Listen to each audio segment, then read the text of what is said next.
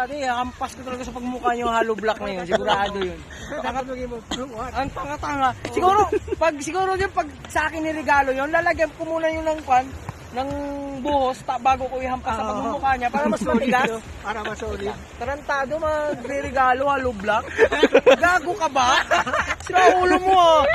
Umayos ka sa buhay mo. Okay na sana magregalo ka doon sa loob ng simbahan ng hollow block kung house and lot naman. Regalo ka, isa kakapiraso, anin ng tao yun. Tanga-tanga mo naman. Saan ba yung utak mo? Nasa itlog mo, nasa puwet mo. Yung isip mo, ilagay mo naman dito, wag dito. Umayos ka. Paano ka magkakaroon ng totoong kaibigan yan kung ginaganyan mo? Masama yun. Alam mo, kung dito sa amin sa isla, dilibing ka namin dito, di ka mangangamoy. Walang maghahanap dito sa'yo. Bahala ka, baka magawi ka dito, walang maghahanap sa'yo dito. Guys, ang magbuburakay kayo, kay Kuya Andy kayo.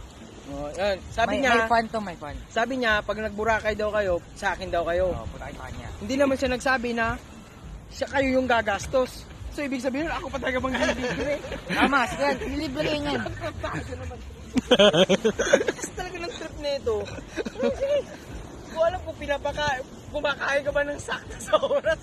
Wala ka sa oras. Kumakain ko para wala na sa oras eh. Tanghali na nga.